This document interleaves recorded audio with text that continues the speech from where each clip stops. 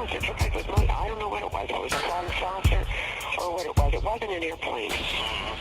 It was not an airplane. It was down off the road. You're listening to Pursuit of the Paranormal podcast with your hosts, Ash Ellis and Greg Tomlinson.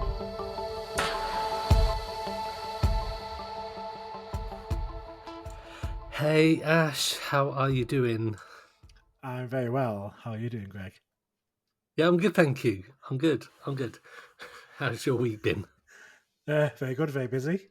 Yeah. We've both done lives this week. We have. TikTok. We've been hitting it quite a lot this last week or so. Lone Vigil week. Yes, it has been, actually. Because you done your basement for the first time alone. First time, that was hard. And That's I what did. She said.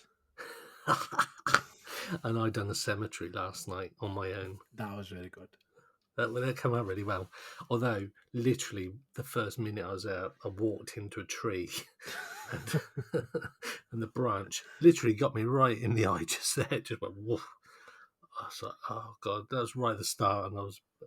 But that was a good one. It's the one thing that I don't think people appreciate from doing the lives, unless they do them, is when you've got like one or two people commenting, it's all good and you can read the comments.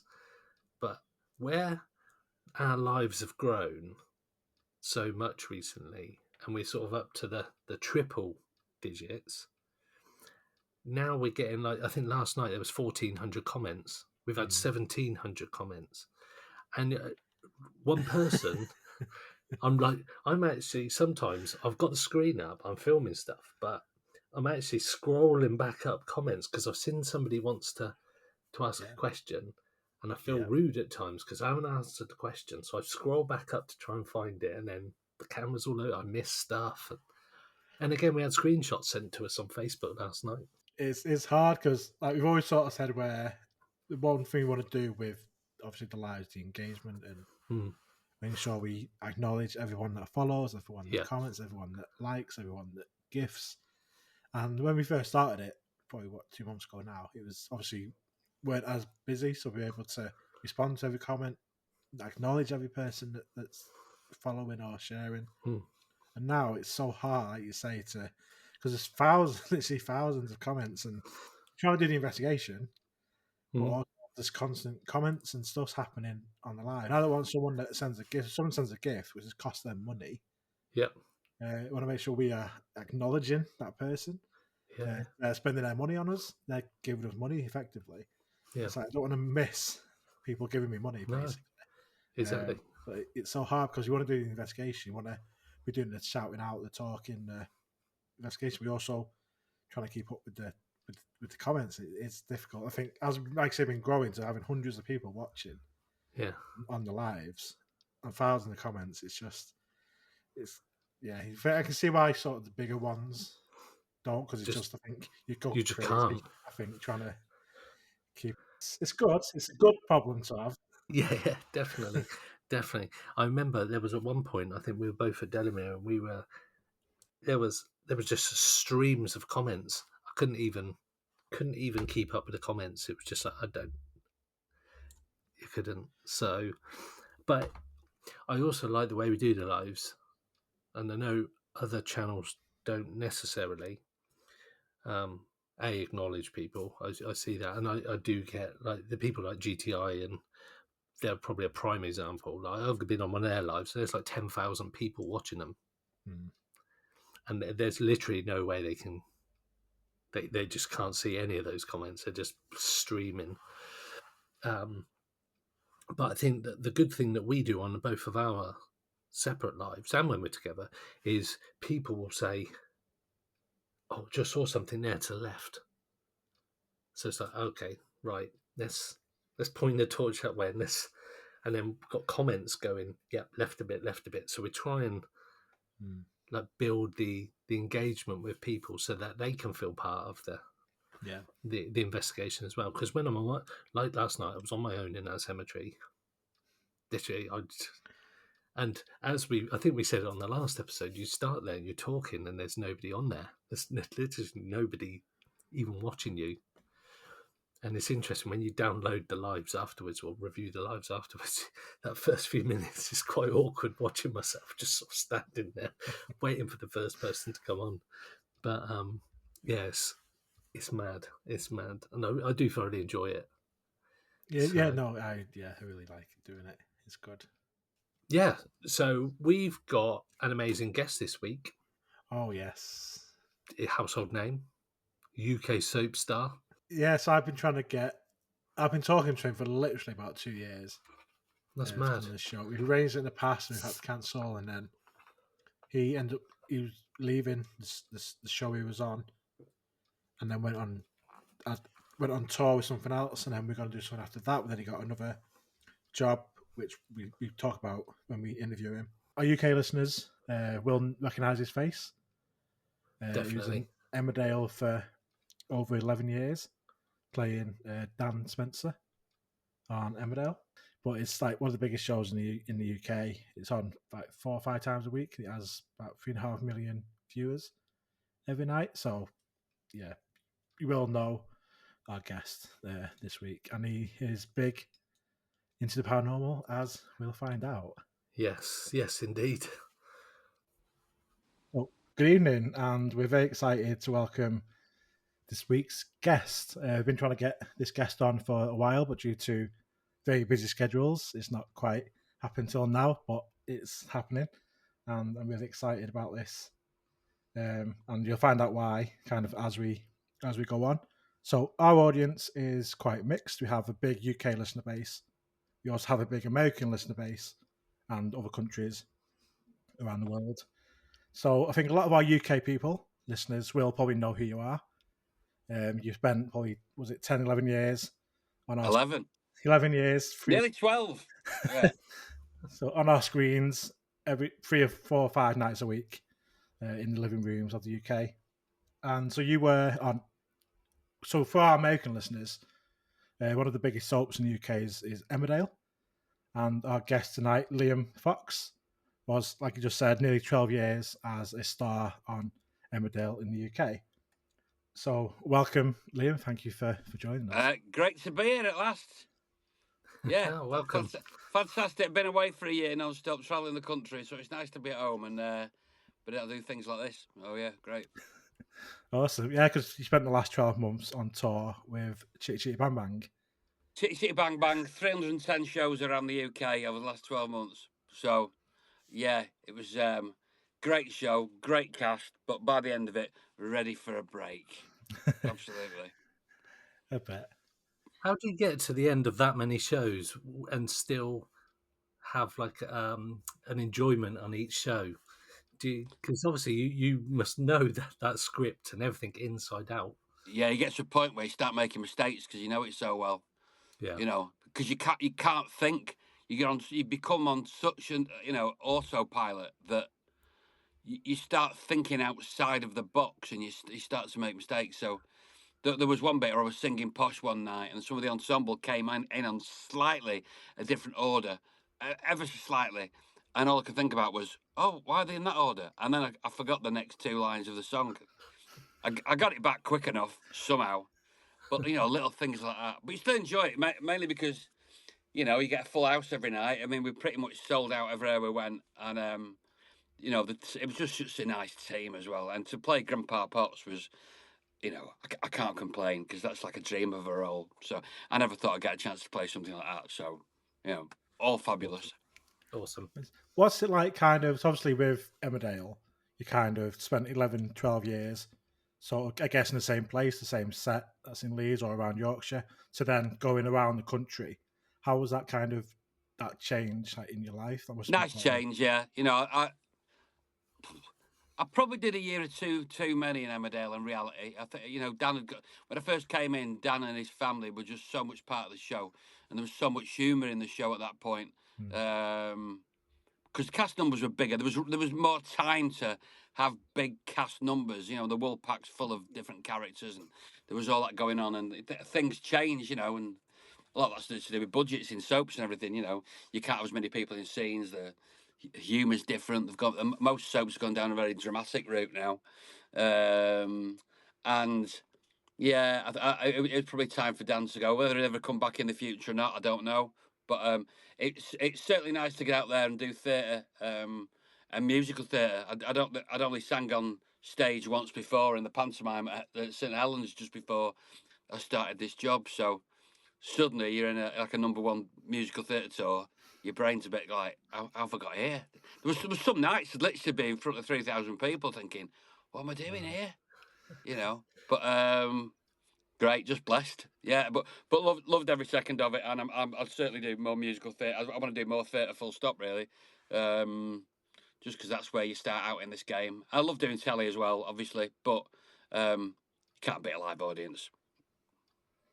Yeah, definitely. I suppose it's quite a good way for Dan to go out with the one punch in that creep. It was yeah. Well, quite when cool. the producers came to me, the writers had come up with a story about they wanted somebody in the cast to do this one punch storyline, which would mean they'd be getting written out, and they wanted that character to be somebody who would be unexpected to do it. And Dan was that character. He was the lovable sort of bloke next door figure who would suffer the most having made that mistake. So I got the short straw, but that was fine. It was cool when they told me. I was quite relieved because I was ready for a change, and I actually thanked the producer when she came to. She thought I was a lie. I think she thought, "Are you sure?" She was going, "You all right? You all right?" I said, "No, I am, seriously." Sometimes you have to be given that bit of a push to move on to new things, And yeah, it's been all right so far. Nice one. So moving on to paranormal. Mm. So what kicked off it initially? Is it a lifelong thing, or is it something you've done more recently? What's this kind of story behind that? Well, I used to see orbs as a kid. I saw my first orb in my bedroom when I was about 10. I saw the ghost of my nan by my bed on my dad's side, my Irish nan, and then various sort of psychic things that sort of had happened every now and again, and then I saw a UFO in '97 in Manchester in the middle of the day above my head, a cigar-shaped UFO. It was a bright summer's day, and it was there about 200 feet above my head. The classic cigar shape. And I had my feet in a little paddling pool. It was the last few weeks of hot weather we've had. It was like that. I can't remember if it's '97 or '98 now. But anyway, my feet were in this paddling pool, and I sensed something was looking at me, and I looked up, and this thing was there. And I was just open mouthed and went, "What the?" And then it just went, and it just shot over Manchester and vanished. So that was, once you've seen something like that, I don't know if it's alien or if it's Artec or whatever, but it was something. Wow, my UFO sighting was in 1997. So when he said that, I was like, that was the same year Really? as my one. Mine was a triangle one. Yeah. That was in Warrington, so not too far away. But Well, funny enough, because obviously I'm in Warrington now. I did see one about 5 days ago in Warrington in my back garden. It wasn't cigar shaped. Obviously, we've had really clear skies at night, and I was just in the back garden. You could see all the stars, everything. It was clear as a bell. And then there was this big one white light, and I looked at it, just presumed it was a star, and then suddenly it was still. Then it just shot across the sky, stopped, and then shot again and vanished. wow. It didn't have flashing lights on it. It was solid white. So it wasn't an aircraft. It wasn't, any of our aircraft will have the flashing lights on them, won't they? But this didn't, and it wouldn't have been a meteorite or anything like that. I can't explain what it was. Mad. Have you been to the Eagle and Spaceman? No. No, it's a cool place. It's on Church Street, like UFO alien themed bar near Sainsbury's. Oh, really? I'll check it out. We had because I won UFO group. We have our meetings. We had one in there. Just proper cool UFO. Brilliant. That's what you might have heard about it, but yeah, no. I will check it out. I kind of come in and out of it. I kind of we did our podcast the other year, and then I go off do something else and forget about it, and come back in, and I'm intrigued by it. I don't know what they are. You know, there's something though, isn't there? There's something going on. So talking about your podcast is Into the Unknown with Foxy and the Lamb. Yeah. You co-host Gina Lamb.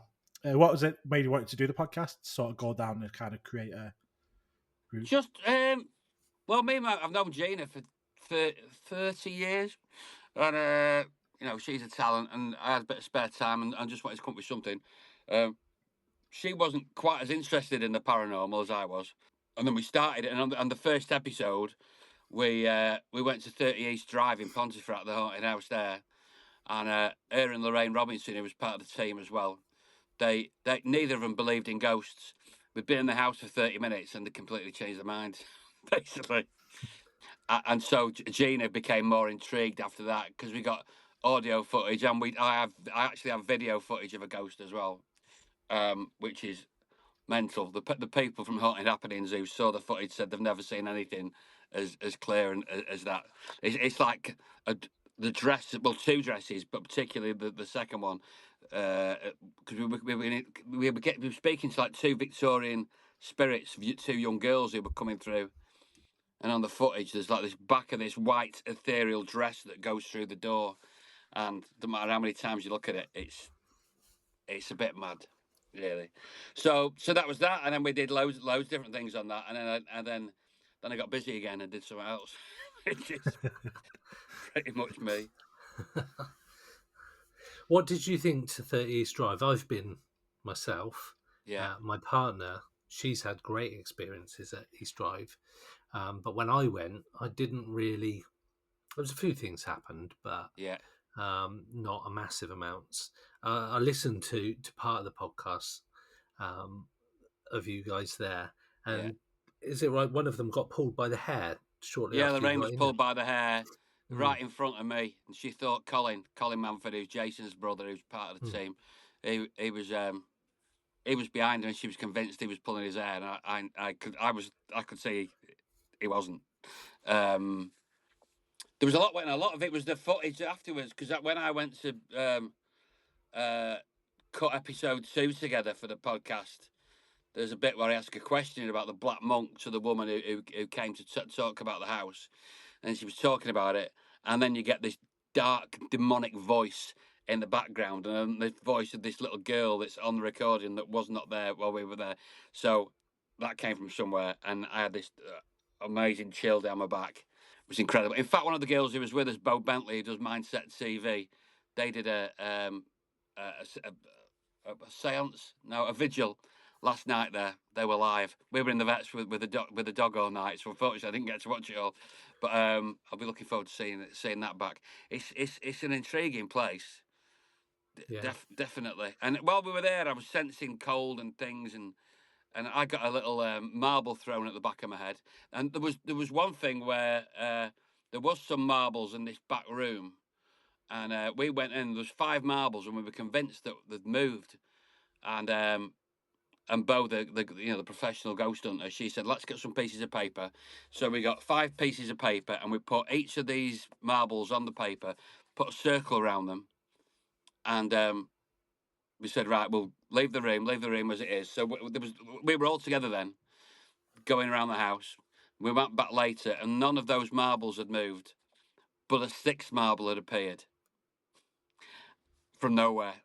And then Lorraine, again, who didn't believe in ghosts until we did the vigil, she, about 3 days later, she goes back home and she walks into her son's bedroom, and there in the middle of the bedroom is a lone single marble. Fuck And her off. son didn't have marbles. That's insane. Yeah. See, that's the kind of stuff that I know you talk on the podcast about them not being believers and they're being skeptics. And that's the kind of stuff that, like, you couldn't not believe after that. And it's interesting because when you guys were talking, that you went in there in the daytime initially, and I think one of the comments was from one of the ladies on the podcast. I didn't think ghosts come out in the daytime, which I thought was quite funny. Well, but if you're not into it, then you wouldn't. You just see everything's that's at night, right, isn't it? Yeah, they're there, aren't they? It's again, what are they? I don't know. I mean, I often think that a lot of spirits. I sounded like Cilla Black then. I was going to say a lot of spirits. Surprise, surprise. It's time. It's interdimensional. It's like you have like in Bold Street in Liverpool, time slips and things like that. I think a lot of that is just time crossing over, which I don't quite understand. But then every now and again, maybe there are literally spirits. Yeah, it's interesting. I mean, I was in a cemetery last night doing a Mm. live on TikTok, but I got there in the daytime, just so it's getting dusk, and it's a Yeah, completely different atmosphere in the yeah, daytime than it is at night. yeah, So I can see why people go ghost hunting in the nighttime, because it instills that atmosphere of horror film. But yeah, uh, yeah. It but there's makes you no feel reason for scared it to be time. or whatever It else. Yeah, does. it's probably, yeah. I mean, I certainly wouldn't want to sleep in one of those bedrooms at East Drive on my own at night. That's for sure. But then my ex-wife's mother's house over in Mosley, that was demonic. There was something seriously wrong with that house, and um, you, if any of us went upstairs to the toilet, we always sensed there was something in this other bedroom watching you when you went downstairs. And everybody would run down. We'd always sensed there was something in there. And then one night I had to sleep in that room and I had the most horrendous dreams and felt drained the next day. It was horrible. Whether that's something to do with ley lines and energies or stuff that affects the way we feel about a property, that's also a possibility, isn't it? So the experiences you had, you said when you were growing up with the orbs and seeing the ghost of your nan, Yeah. was that something that you talked to your parents or your guardians about at the time? Or did they experience anything? Well, with the ghost of my aunt, she'd been dead about a month, and I'd woken up in the night and just tossing and turning, and I pulled my covers back and I could see her, and I could see right through her, and I stared, and I screamed, and put my head under the covers. I mean, my mum and my dad went, "What's going?" They shouted, "You what's up? What's up with you?" I went, "Nothing, nothing." I didn't want to say. And as I pulled the covers back, she sort of smiled and faded. Um, And I didn't really know her that well, but it was kind of complex. I've written a film about my dad's life in Ireland, and it's she was a troubled woman, and it was like she was just showing herself to me for one last time before she went. She was there, and the fact that my mum and dad heard me scream that I had seen something and it wasn't a dream, and it felt very real as well. And then when my other nan died in 2001, I was about 31 then. My mum's mum. I had this really, again, that was in a dream. But do you know when a dream's not a dream? It's so clear. I remember every bit of it now. And I'd walked into her house and it had all been cleared out, and I could hear her on the stairs. And I walked in, and she was sat on the stairs, dressed in white, on the phone, and she was chatting away, and I wanted to just give her a hug, and I had to say, "Nan, you can move now. You can move on." And she put the phone down. She got up, she smiled, and she says, "I know, love, I know." And she gave me a hug, and I went, "Woof," and I woke up in the bed and jumped out of bed, and I looked out the windows and went, everything. The weather was the same. Everything that it was something more. And you can't, unless you've experienced it, you can't really kind of say it. But I really felt like I saw her. Yeah, it's interesting that people who are not into the paranormal, don't believe, or whatever you want to call it. I think the paranormal experience is a completely personal experience. We've spoken to many people, and like some people would have an experience, and other people on the same night or the same location may not have a similar one. So it Yeah. all appears to be like super personal. And like you said, you've seen relatives like Yeah. appearing or whatnot to you. So that's like a deeply personal Well, I actually thing. believe I saw my son's spirit born as well, which was Wow. when my ex-wife was pregnant. Which she'd never been psychic before and never has been since. But while she was pregnant, she used to see this little spirit of this boy running around the bed in this scruffy vest. And then when Ben was born, I swear on his life, I saw this massive golden globe envelop around his body as he came out and crash into him. Like this, with like sparks of golden light just went all over the place. Wow. And I just kept my mouth shut for a little bit. And that was it. And actually, one of the first things he said to me and my ex was, "Why did I come back to the same family?" Well, his first words, What the very fuck? early on. And we said, "What do you mean, Ben?" He went, "When I was in heaven with Grandma, why did I come back to the same family?" Wow. What do you even say to that? What did you say to that? We just went, don't know. I'm not sure, really. He obviously remembers none of that now. No. But wow, that's a bit different to where the babies come from. Wow. Yeah, isn't it? Where the spirits come from. Yeah.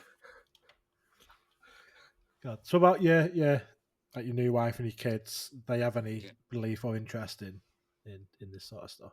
My wife Jojo does actually. She's had experiences. A brother passed away unfortunately last year, and I didn't really know him. I'd not met him. There was kind of stuff that had happened in the family, unfortunately. But after he died, I felt like I knew him very well. He was doing things in our house. He was moving things around, and this little teddy bear that she had appeared from nowhere. She'd not seen it for years, and he had a big thing about Japan. And so Jojo wanted to go and she said, I want to work in Japan. I want to go to Japan. I want to get a job in Japan. Just go for a few weeks. I'd love to see Japan. And then randomly, 2-3 months later, she was doing a film in Japan, which is like just in the most random way that she got it as well. She didn't go out there looking for that job in Japan. It came to her. Strange, isn't it? So, so he has, without a doubt, been around. And when my dad died, he was setting things up for me, and there was loads of stuff, and you just become, but non-believers just put it down to coincidence all the time, don't they? But when you know it's not a coincidence, these things seem to happen on a consistent basis. So, I mean, when we've been doing the podcast over the years, we've mentioned that a lot of stuff happens between me and Ash, and loads of synchronicities and coincidences. And you get to a point, you go, at what point is a coincidence not a coincidence? Because there is a point, you go, that literally can't be just fluke. It can't be a luck thing. Something is like me and Ash had never met until like a couple of weeks before the podcast started. Yeah. And it's just loads of stuff just seemed to sort of bring us together. And people we've spoken to, they've all got links to other guests we've spoken to in different countries. It's all really mad. And it's how these things are meant to be. People come into your lives at certain times for things that are supposed to happen, then they disappear again. And I mean, there's loads of stuff that's happened to me over there. Well, look, this is another thing. My dad always called himself the Fox. Obviously, Fox, the name. Irish bricky, drinker, lunatic, really. But he called himself the Fox. And when we lived in Saddleworth, me and my ex had this fox, which is quite a distinctive fox in the front garden, and it got nicked. There was loads of these little. Whoever was doing it, there was a period where people's garden ornaments were getting nicked. I remember that, yeah. Yeah, and so my dad died, and a couple of days later, my ex-wife is walking up in the area where we used to live, and she just sees this house and goes, "That looks like the Fox." And so she went in, and this guy said, he got it from the market in Ashton, and like a second-hand place, and they got it around the time ours was stolen. And he said, "Listen, have that back. It sounds like you need to have that back." So she brought it back, and I put it in my garden. And so the Fox was back the week after my dad died.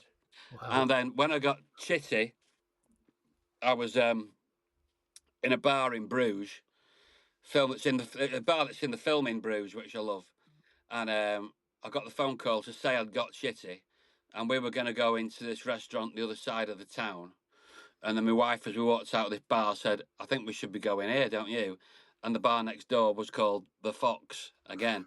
It was like, and we went in, and she was telling the guy who owned the place the story of my dad and the Fox. He said, "Well, it's very strange that you're coming today, because next week it won't be called The Fox anymore. We're renaming the bar." Oh, wow. So, yeah, I've not heard from my dad lately. I think he's doing his own thing now. Maybe he's been reborn. I don't know. But certainly periods. I feel like it, maybe there's unfinished business they're going to deal with before they can move on. I don't know. Obviously, you've had quite a lot of stuff happening. how do you kind of balance the sort of belief side and the skepticism side?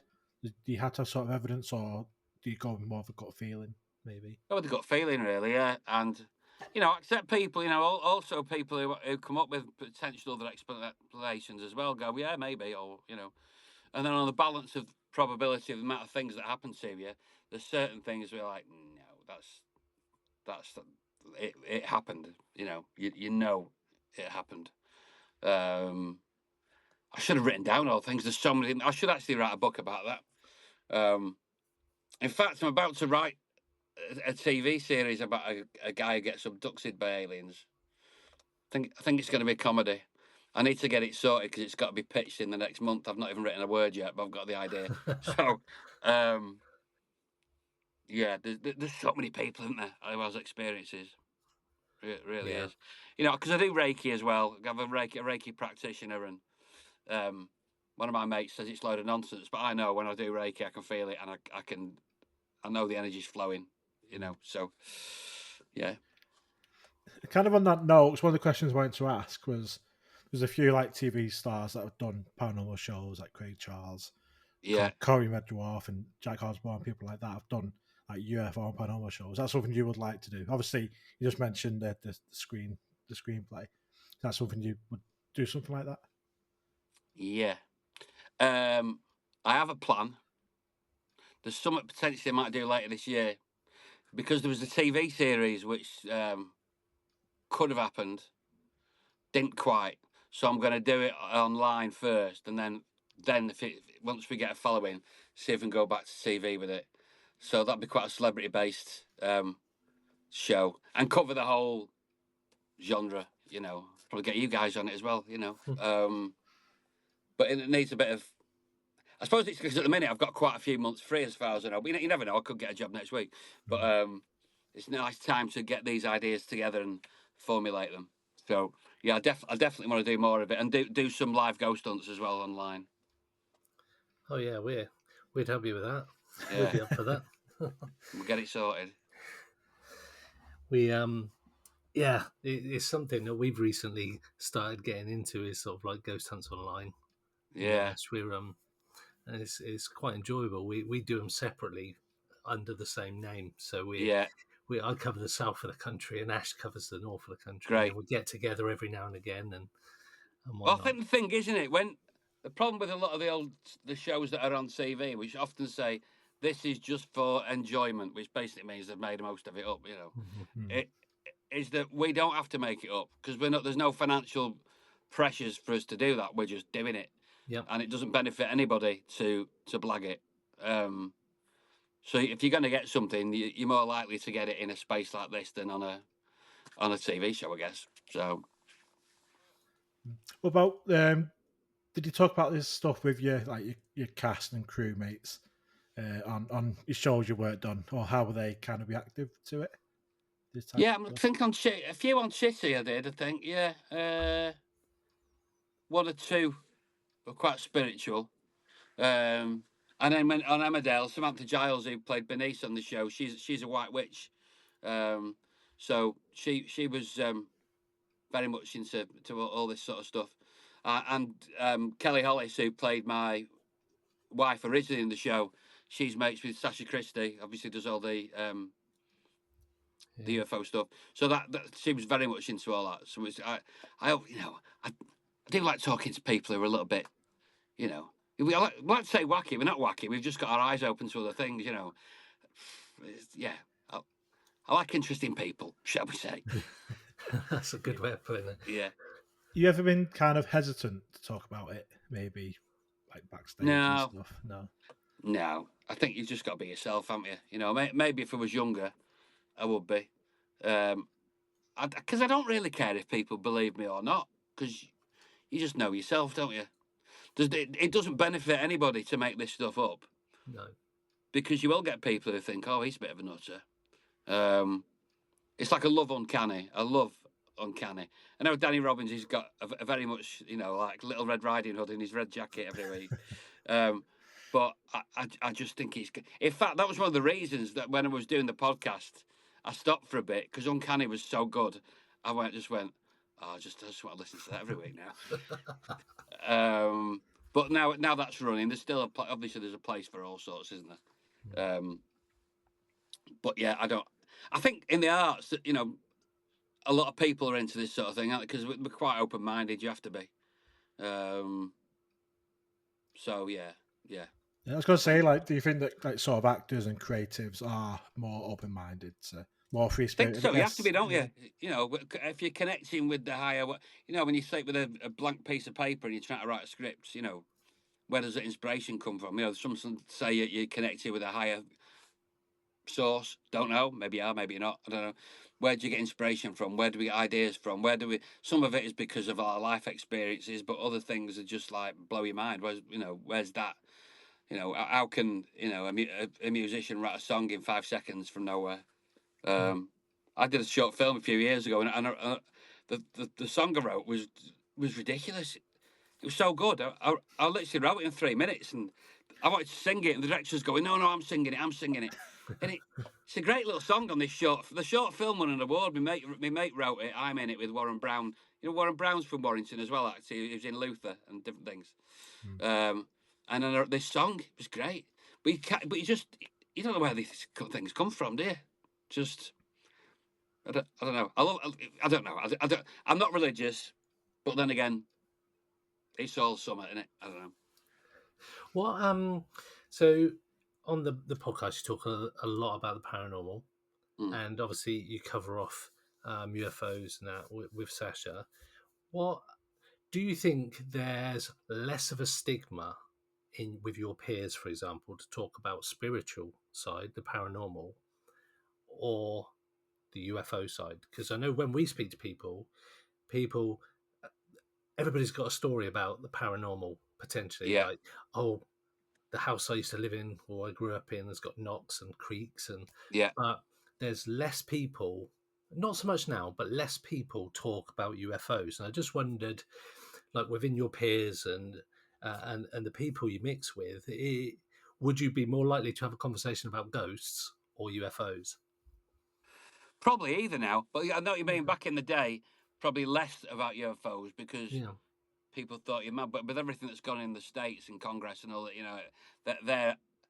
I mean, you also wonder, but are they saying that we don't know what these things are when they absolutely damn well do, and it's our technology? Is that part of the cover up?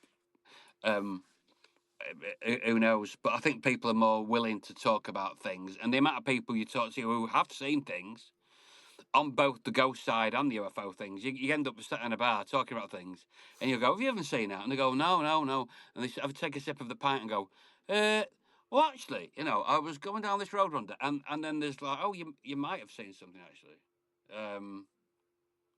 So I do think there's less stigma on all of it than there used to be. Because people are doom scrolling every day, aren't they? And they're going through, they're looking at 1,000,001 stories on the internet about all. I mean, some of these videos of UFOs doesn't help, does it? No. I mean, it's really bad CGI. It's not even AI. I mean, it's just pathetic. And that's the problem now, isn't it? With AI, we're all looking at these talking babies every day on Facebook now, which I love. I think is brilliant. But you can't. In fact, can you turn me into a little baby on your podcast instead? You just can't believe what you see in a video.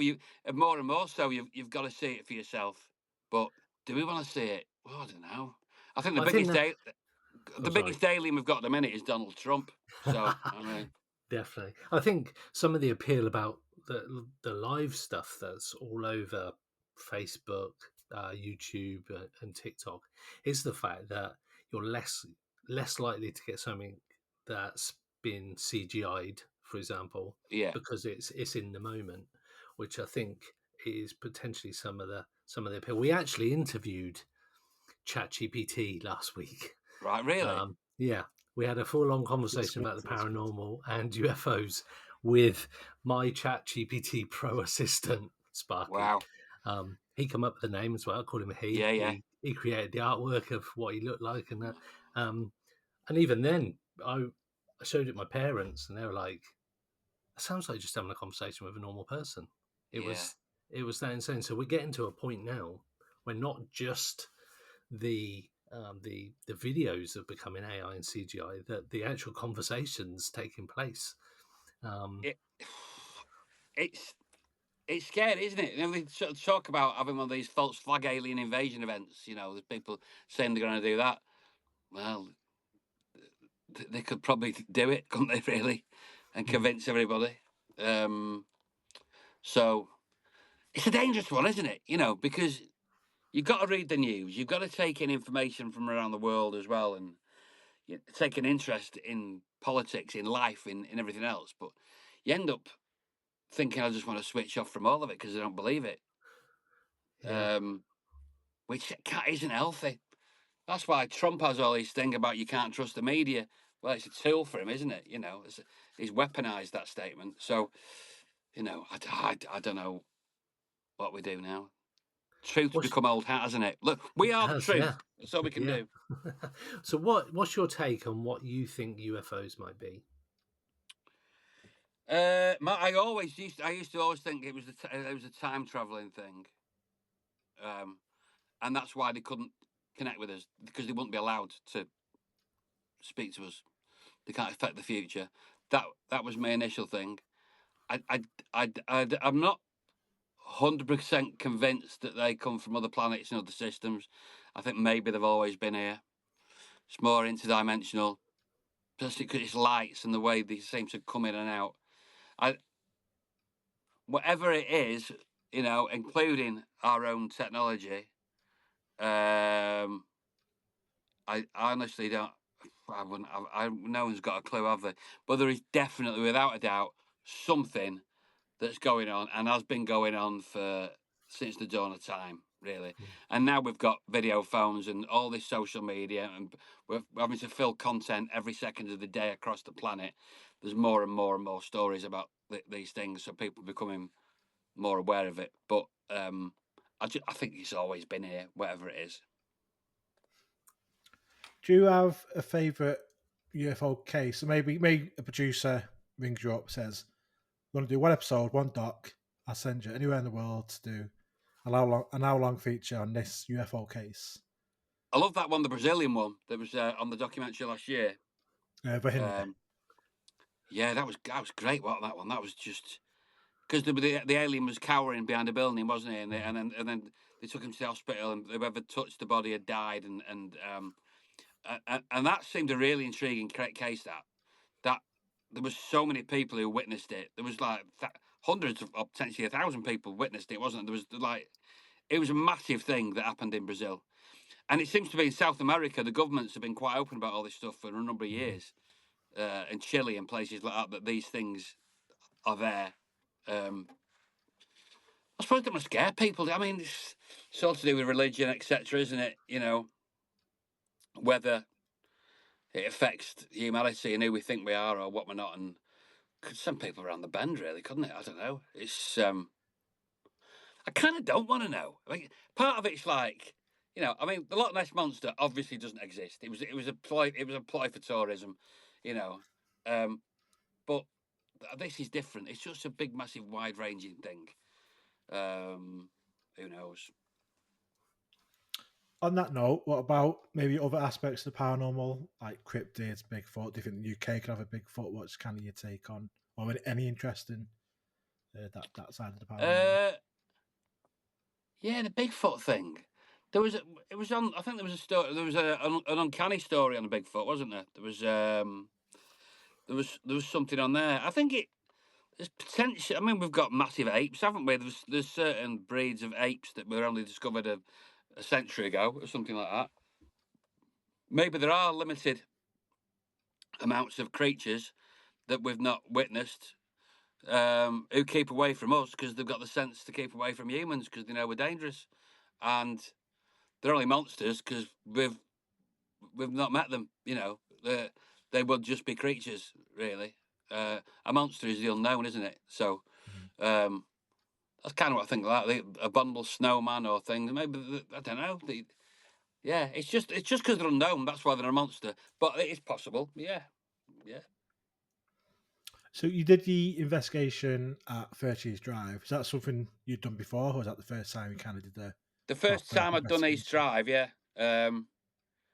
I think there's an old prison in Liverpool, isn't there? I think we might possibly do that if we do this next series. And then Bo Bentley. I think Bo's great. Do you know Bo from Mindset TV?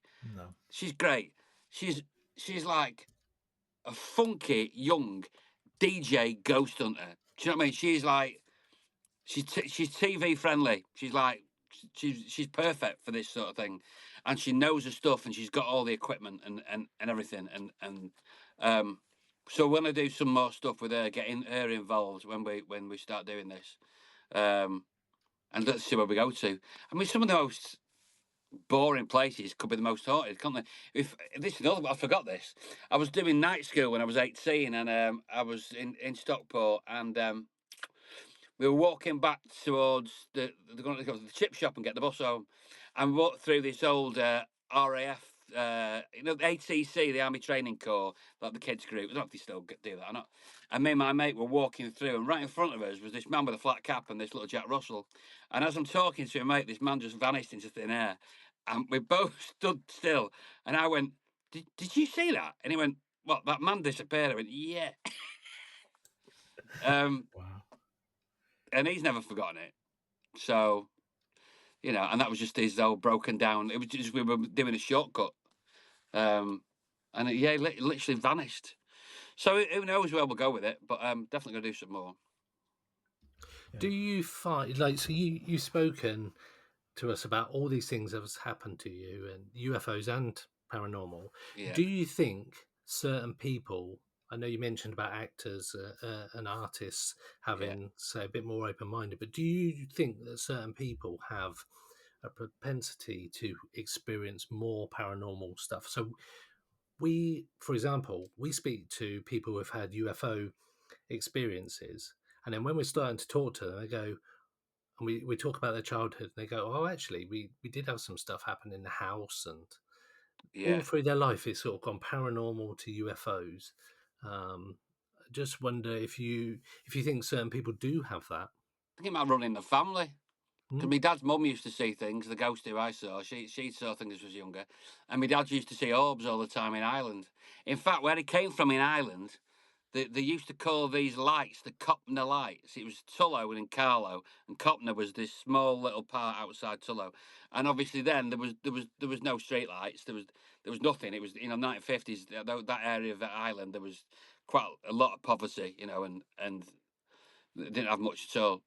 But if people went out at night or they were on their way home, they would talk about the Copner lights, which would appear beside them and light their way home. And when they got home, the light would just disappear. And they didn't even find that spooky. It was just the Copner lights. It was just a thing that happened, and there was nothing strange about it. So, yeah. And so my dad saw some of that stuff. And when I went over to meet some of my dad's family about 3 years ago, I'd never met before. They told me all about the Copner lights. Going, no, it was just a thing, So whether that's in the family, I think we've all probably got potential to experience it. But when you experience it at a young age, as a little kid like I did, certainly with the orbs and things, it just makes you feel there's something going on, and and then some people close themselves off. Maybe people close themselves off because they're scared of it, or I don't know. In life, I think generally in life, be open to experiences, be open to opportunities. Whether that's seeing a ghost or changing your life and getting a new job or whatever. Get inspiration out of life every day if you can. That's what I try to do. Don't work every day, but I think that's probably got something to do with it. Do you think that media, like TV shows and films, influence kind of the general public's perception on what UFOs and hauntings and stuff are? Yeah, there's so much stuff, isn't there? There's probably more on UFOs than there is ghosts these days, isn't there? It's become massive, and I think a lot of that is like the world's in a funny place, isn't there? And stuff that's wars that are going on here, there, and everywhere, fear of the other, and so a lot of these fears are put on. Then UFOs are a kind of representation of general fear that people have on the minute of at the minute of some sort of outside force, and most of the stuff you watch, just because I can't tell you how many times I've watched something on Rendlesham Forest. I'm sick of hearing about it. It's like, yeah, right. It might have happened. Yeah, maybe it did. But stop going on at Rendlesham Forest. We've covered it again and again and again and again. You know, I think you know a few new topics probably need to be covered, or other angles of looking at it. I'm remembering, you know, it could well be our tech. You know, could easily be our tech. So just keep an open mind. No, it's true what you say about because even like new docs come out and they talk about like Wendell Sherman, Roswell. It's like what can you add? It's like how there's nothing more, is there? Adding to it. There's nothing. It's 40 years. It's 80 years since Roswell. Like another Bob Lazar documentary. Like, bless him. Like, you know, told his story. Now he bravely told his story, or whatever. You know. Yeah, there's very little. Sometimes I'll look through Prime and stuff, and you get quite low budget films on Prime, don't you? Where they've spent 50 quid on this hour-long documentary, and it's all fair enough. But if you've only got 50 quid, do it on a podcast like this, you know, or whatever. Don't try to make something glossy if you've not got the budget, because it just looks a bit. You might as well not start it, you know. But there's not much fresh stuff out there, is there? No, I mean that's why we do what we do. Because UFO Identified, my group. It was because when I first started sort of researching properly 5 or so years ago, I just couldn't find anything that was like up to date or current. Yeah, or stuff from the 80s or 90s in the UK, or stuff from America that's happening now. There's nothing in the UK now. That's why I sort of started the whole group to like fill that gap. And this is what's happening now. These are cases that happened 2 months ago, last year, 2 years ago. It's all fresh. So witnesses that are still around, so you can actually go and speak to them. Yeah, things like that. So it's so that's kind of what the inspiration for my work and the podcast. Yeah, that's great. The tagline for the podcast is the lesser known stories. Because we don't. What's the point of doing Rendlesham? What's the point of doing Roswell? We could do a big episode on what was my white light in Winnick. What was that about? That's the new mystery. Yeah. Yeah. People are probably experiencing things every day, aren't they? I'm not saying anything, but do you remember? You might not have seen it at the time. It was during COVID. It was 20 or 21, and there was that alien picture from St. Helens. Little lady walking across the road in St. Helens. Really? At the time, I lived in Warrington. I live in Manchester now, but I lived in Warrington at the time. Yeah. And it's when we were allowed like 30 minutes a day exercise. That it was during that time. Yeah, yeah. So I was like, right, I'm going to go to this park. I'm going to go to Victoria Park in St. Helens for my exercise. So I'm legally allowed to go out to investigate this alien on this street. Yeah. It's clearly a hoax. Cardboard cutout thing on the road. Well, I've written a whole article about it. It's just, I thought, and even look at the picture, like, it's clearly a fake. Yeah. But it's 10 minutes from a house. If it isn't, that sort of 0.001% chance. Yeah, go and check it out. In St. Helens, I'm going to go and check it out. That's just a funny story that happened in. I've seen a few aliens over the years. Especially in St. Helens. Yeah, normally at the bus station. But no, I love St. Helens. I did Panto there last year. Actually, it was gorgeous. But yeah, it's good. People have a laugh with it as well, isn't it? You know, it's. You know, you can't take it too seriously sometimes. It's interesting, isn't it? It's an interesting topic. Some people see things, some people don't, but it's always going to be interesting. Yeah, you got to be able to laugh at yourself. Like we do our conferences every year, like UFO Identified, and we sell out every year. Yeah, and it's really good conferences. We have some new, real good information being shared. We've had police officers giving talks, scientists giving talks. Yeah. And on the lunch break, we have a tin foil hat competition. Yeah. Everyone gets a bit of tin foil. The finalists come on the stage, the winner gets a prize. It's a bit of fun. But then we get people saying, oh, that was inappropriate. It was like you taking the mick out of me. It's like, that was 10 minutes out of a whole day. And he decided to sort of focus on that because we get called tinfoil hat people and conspiracy theorists and, like you say, wacky people, loonies. And it's kind of like the taking ownership of it. It's like, we can still have a laugh at it. Like we know what we are. Like it's I think so. You have some people who I mean, some abductees are traumatized, but I think if people have been abducted, and I believe some people have, maybe it's different for them. Maybe they've suffered a lot of trauma through this kind of stuff. But generally, I think most of us just not laugh at it, but don't take it too seriously, because we'll probably never find out. We're not supposed to find out, I don't think. True. You ever had an experience on set? I wanted to ask. Yeah. I when I first started in Emmerdale, I was getting pulled by this ghost when I was still at the Woolpack Bar around my back. And Tony Ordinshaw plays Bob. I went, Tom, what are you doing? He went, not doing anything, Foxy. What do you mean? Someone just pulled, and then I got pulled, and there was no one there. That happened 3 times, and at that time as well, the few people were experiencing things, and one of the lads who, one of the assistant directors, went into makeup and was just shouting across just to see if he was looking for some member of cast or whatever. And as he called him, somebody grabbed his arm and pulled him out of the room, and there was nobody there, And a few things like that happened. And when I was in Chitty at Blackpool Theatre, which is really, most theatres have ghosts, but I didn't experience much while on tour. But when I was in my dressing room up at Blackpool, I saw this shadow walk past the room 3 or 4 times, and then on one occasion walk right through and right past the room. With that shadow, but it wasn't scary. But it was something. And Blackpool apparently has a lot of old soldiers as ghosts in the auditorium, because they'd go to the theatre before they went off to war. So that was quite a thing as well. But yeah, I think Chitty wise, that was kind of it, I think, and not too much in Emmerdale, just that incident.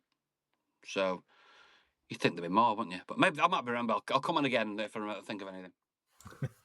No, I guess the set that would have been on the fairly newish, isn't it? I think, compared to the old one. But yeah, I mean, where that set was with the Woolpack was at that point, and that's where they used to film, like just round the corners where Rising Damp was filmed back in the day. It's all the studio in Leeds, so there's a lot of stuff been filmed in that building. I think the old Coronation Street set had a lot of spooks as well. There was a few things went on there with people. But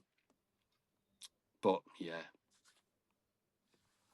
What do you think makes a location particularly haunted? Because, like you said, a lot of theatres are known to have ghosts. So when we were writing, when we wrote our book, and we done a series on it about haunted United States. There's always paranormal United States.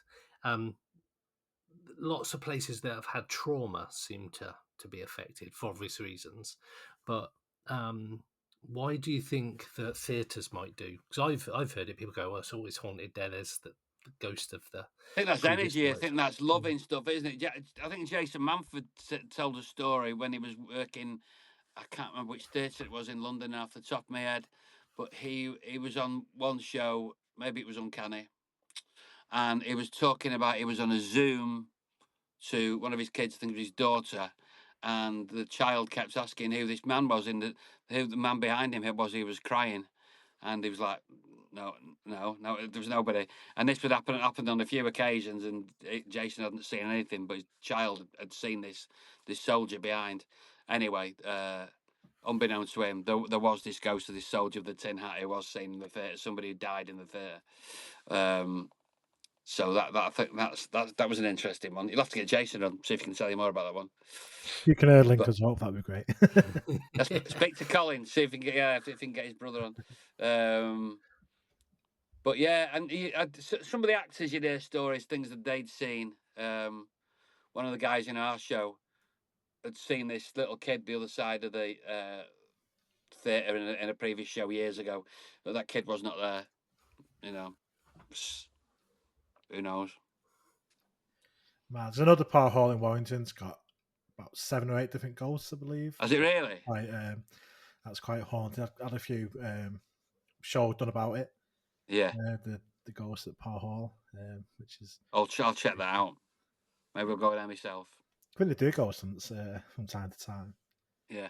Do it. Great stuff. Nice one. Well, I think that's it for me. Well, I've enjoyed it. Been a great chat. It's been good. Liam. It's been really good. I might go and watch myself something about UFOs on Prime now before I go to bed. Well, you want to watch? We did an episode from Delamere Forest. We filmed a documentary with a guy called Danny Moss, who is quite big in the paranormal world. Oh, really? That's a UFO episode on YouTube, which is quite fun. We've been Delamere Forest as well. That's like weird stuff and UFOs as well. Proper weird stuff at Delamere. Delamere's creepy. My ex-sister-in-law lives in the middle of Delamere Forest, actually, opposite Hatchmere Lake. So, their house was like 400 years old. So there used to be a few weird creaks and things happened in there as well. Wow. But yeah. We've been there a couple of times in the past month or so. Yeah. Live investigations from Delamere Forest. I'll watch it. Yeah, I'll check that out. Nice. Well, yeah, thank you, Liam Fox, for your time. Pleasure. Thank you so much. See you again sometime. All the best, lads. Thanks for listening to Pursuit of the Paranormal, title music created by Steve Yarwood and Ambienfinity. If you like the show, please follow us on Facebook, YouTube, TikTok, X, and Instagram. And if you really like the show, please rate and review the show wherever you are listening. It really does help. See you next time, and until then, stay weird.